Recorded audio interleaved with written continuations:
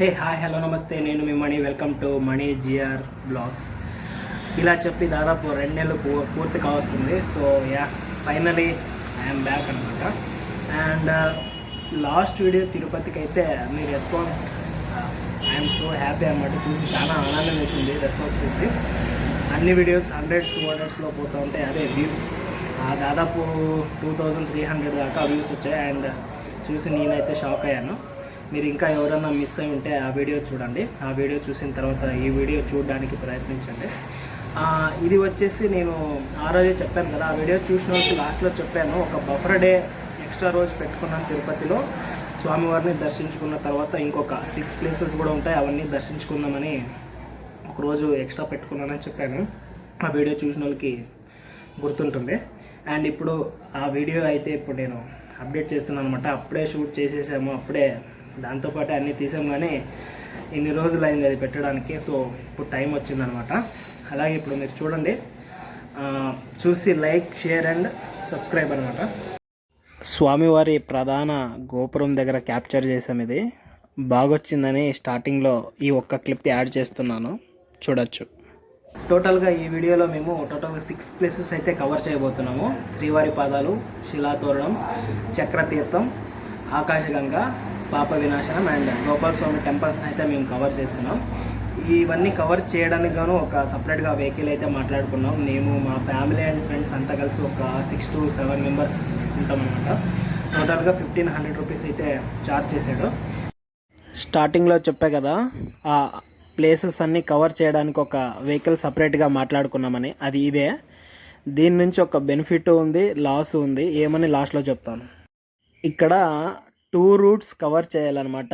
ఒక రూట్లో ఏమో శ్రీవారి పాదాలు, శిలాతోరణము, చక్రతీర్థం ఉంటాయి. అలాగే మళ్ళీ అవి చూసుకొని మరి బ్యాక్ వచ్చి తిరుమలకు వచ్చి అక్కడి నుంచి మరి ఇంకొక రూట్లో పోవాల్సి ఉంటుంది. అక్కడ ఆకాశగంగా, పాప వినాశనము, మరి వేణుగోపాల స్వామి, అది వేరే రూట్లో ఉంటాయి. ఇది చూడొచ్చు, శ్రీవారి పాదాలు పోయే రూటు చాలా బ్యూటిఫుల్గా ఉంది, సూపర్గా ఉంటుంది రోడ్ మాత్రము జర్నీ.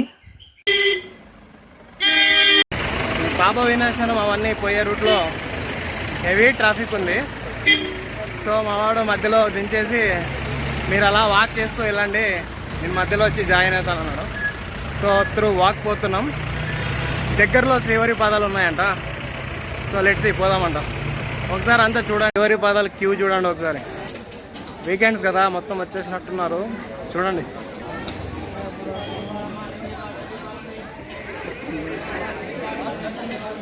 శ్రీవారి పాదాల దగ్గరికి అయితే వచ్చేసాము.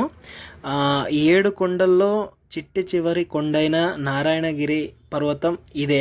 స్వామివారు మొదటిగా ఇక్కడే అడుగు పెట్టారని నమ్ముతారు. సో మీరు అక్కడ స్వామివారి పాదాలు కూడా చూడొచ్చు. శ్రీవారి పాదాలని దర్శించుకున్న తర్వాత మనము శిలాతోరణం దగ్గరికి అయితే వస్తాము. మీరు అక్కడ స్క్రీన్లో హిస్టరీ కూడా ఉంది, పాజ్ చేసి చదువుకోవచ్చు. ఈ శిలాతోరణం అనేది న్యాచురల్గా ఫామ్ అయిన ఒక కొండ అన్నమాట. 1980లలో శాస్త్రజ్ఞులు దీన్ని కనుగొన్నారు.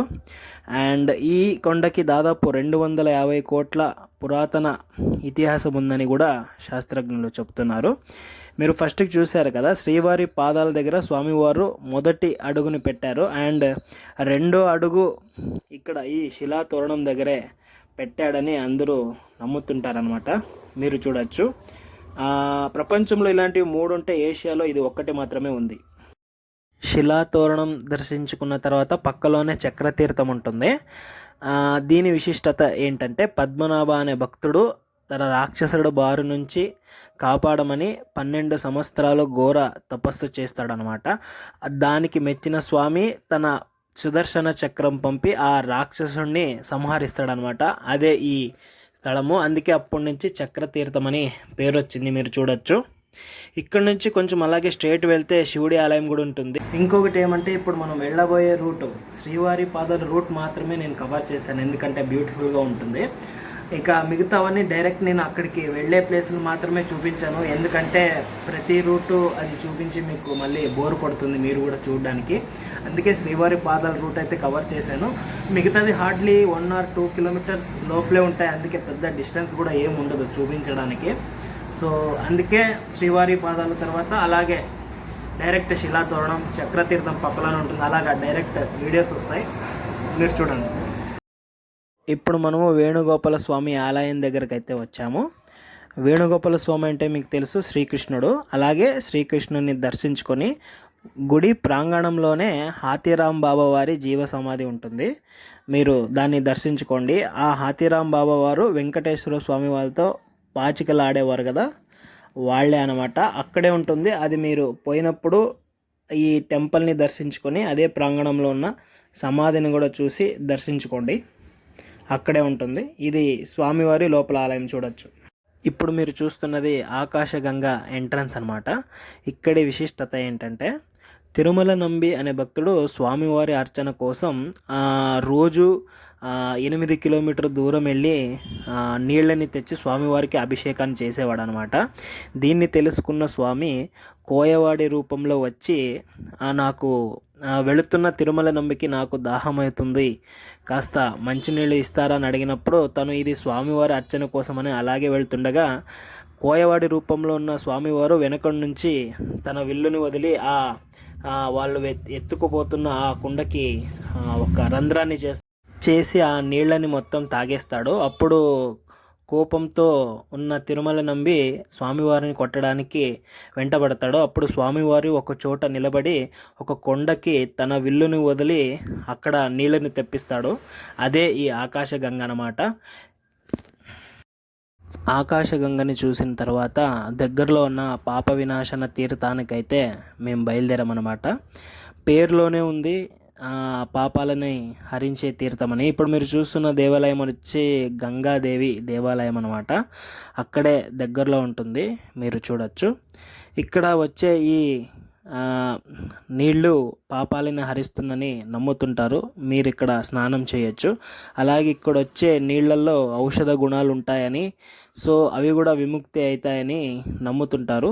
మీరు స్నానం చేయకపోయినా కనీసం అలా నీళ్ళని వేసుకొని తల మీద వేసుకొని వెళ్ళండి, పుణ్యం కలుగుతుంది. అదే చెప్పాను కదా, ఆ వెహికల్ తీసుకోవడం వల్ల లాసు ఉంది, బెనిఫిట్ ఉందని. అదేమో ఇప్పుడు చూద్దాం పదండి. దీంట్లో ఒక లాసు ఉంది, ప్రాఫిట్ ఉంది. దీంట్లో ప్రాఫిట్ ఏమంటే మనం సపరేట్గా మాట్లాడుకున్నాం కాబట్టి మనం వెళ్ళే ఒక్కొక్క ప్లేస్ దగ్గర కొంచెం టైం ఎక్కువైనా ఏం ప్రాబ్లం ఏమి ఉండదు అనమాట. ఎందుకంటే మన సపరేట్గా మనమే మాట్లాడుకున్నాం కాబట్టి మనం వచ్చే వరకు వెయిట్ చేస్తాడు, ఆప్షన్ లేదు. అదే లాస్ ఏమంటే ఇక్కడ అదే బస్సుకి వెళ్తే పర్ హెడ్ 135 రూపీస్ ఏమో, సంథింగ్ 125-135 రూపీస్ ఏమో పడుతుంది. సో అలా కౌంట్ చేసుకుంటే మాకు ఒక 1100 to 1200 మాత్రం అవుతుంది. సో 1500 రూపీస్ ఛార్జ్ చేశారు. సో 300 రూపీస్ ఎక్స్ట్రా అనమాట, పోయినట్టే. సో మీరు అలాగేం కాదు, బస్సుకి వెళ్తానంటే వెళ్ళచ్చు. లేదు ఒక్కొక్క ప్లేస్ దగ్గర మేము చాలా సమయాన్ని టైం ఉండాలనుకుంటున్నామంటే ప్రైవేట్ వెహికల్ మాట్లాడుకోవడం బెస్ట్ అనమాట. బస్సులో పోతే పర్టికులర్గా కొంత టైం లిమిట్ అయితే ఉంటుంది, దాని లోపల మీరు ఆ వెళ్ళిన ప్లేస్ అయితే కవర్ చేసుకొని జల్దీ రావాల్సి ఉంటుంది. మరి అది ఎలా వెళ్తారనేది మీ చాయిస్. అంతా చూసిన తర్వాత అలా చూసి వెళ్ళిపోకుండా ఒక లైక్, ఒక షేరు, సబ్స్క్రైబ్ బటన్ ఉంటుంది, నొక్కి సబ్స్క్రైబ్ చేసుకోండి, సపోర్ట్ చేయండి. ఇలాగే మంచి మంచి వీడియోస్ తేవడానికి మాకు కూడా కొంచెం బూస్ట్ ఇచ్చినట్టు ఉంటుంది. సో 2 months తర్వాత వస్తున్నాను, మరి చూద్దామంట దీనికి ఎన్ని వ్యూస్ వస్తాయి. దానికైతే దాన్ని మించి వస్తాయా మరి ఏమో, లెట్